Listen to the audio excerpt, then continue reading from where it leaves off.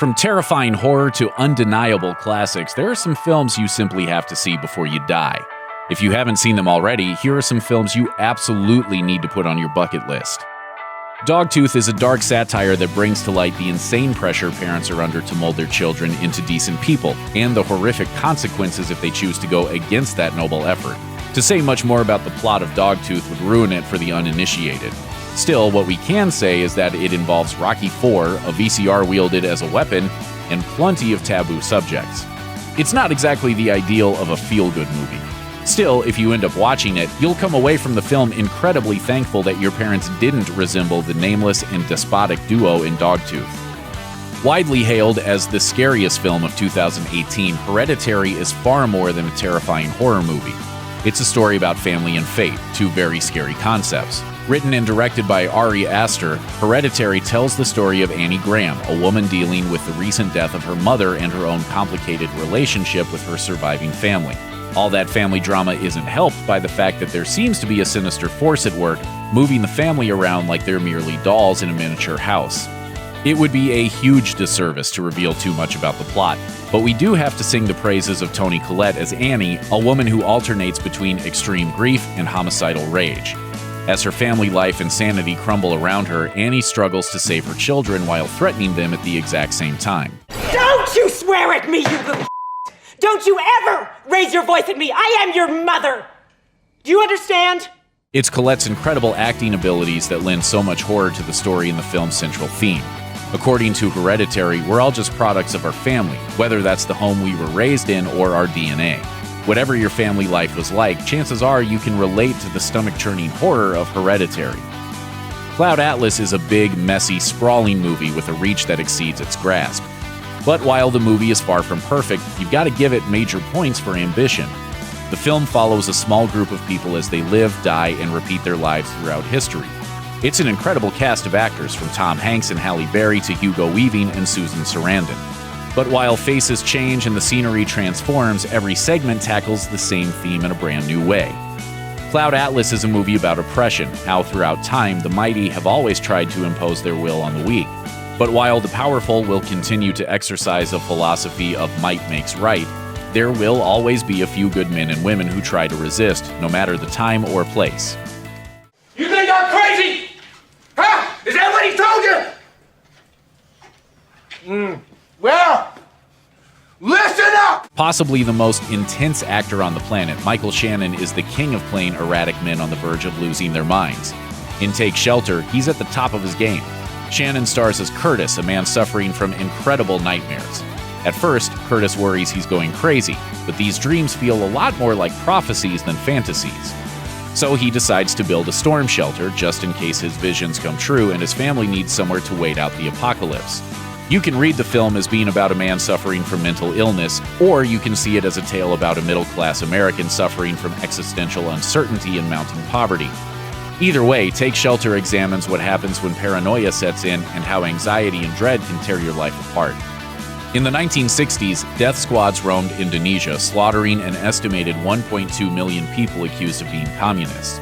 These murderers were never brought to justice. Instead, they became powerful figures in Indonesian society, bragging about their evil deeds and answering to no one, until a filmmaker, Joshua Oppenheimer, showed up with a wild idea.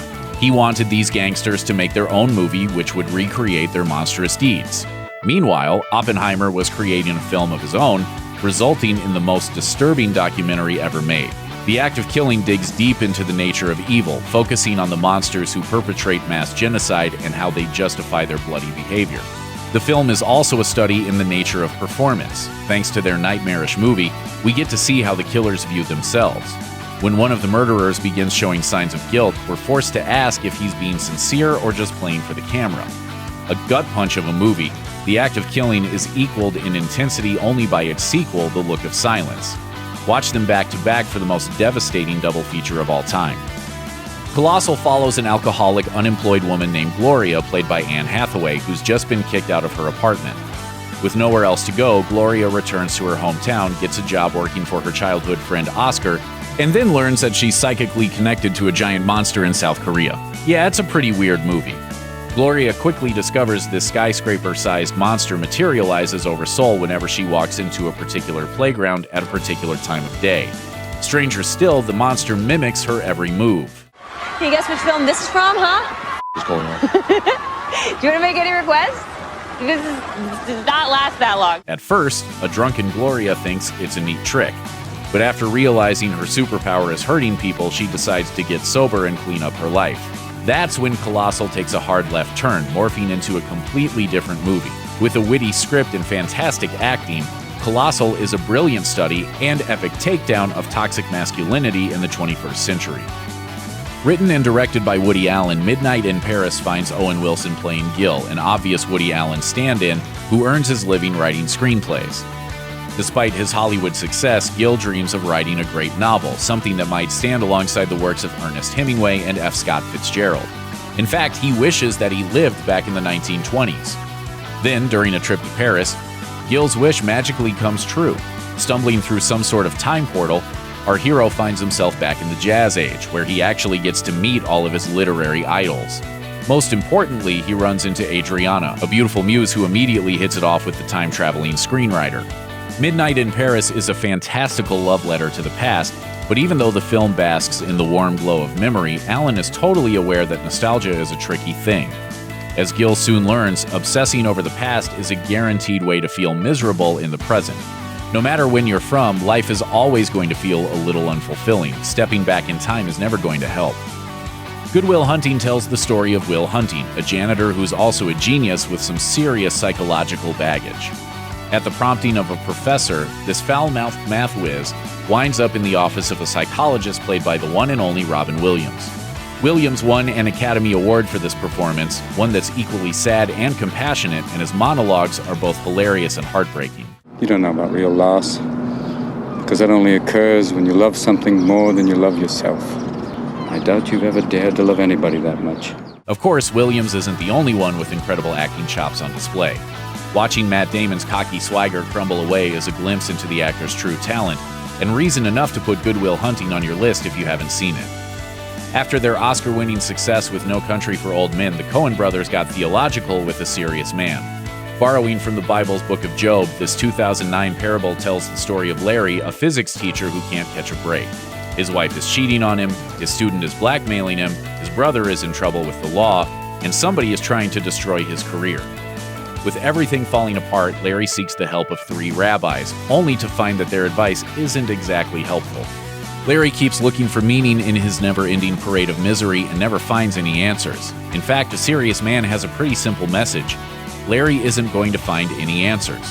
Nobody is. This cynical film is the Coens at their most tragic. The universe they build is one where you can't escape fate, and no matter how hard you try to be a serious man, horrible things happen without reason. Christopher Nolan's filmography is full of modern-day classics, but none are quite so intricate or impressive as Inception. This 2010 sci-fi flick follows a thief played by Leonardo DiCaprio who specializes in sneaking into people's dreams and stealing their thoughts. When he's offered a chance at getting his old life back, the crook and his crew take part in a dangerous mission where they're hired to implant a memory in the mind of a young businessman. Their trippy con job takes them deep into this man's subconscious, and the gang must maneuver through various dreams, allowing Nolan to create some truly staggering visuals. An entire city folds over on itself. Men fight in a rotating hallway with ever-shifting gravity, and it's all accompanied by Hans Zimmer's pounding, driving score, which is one of the best in his brilliant musical career. The film works on multiple levels, and its infamous ending still sparks debate to this day. In an era of often mindless blockbusters, Inception proved that big-budget films aren't just for creating illusions, they're also for giving audiences new ideas. You mustn't be afraid to dream a little bigger, darling.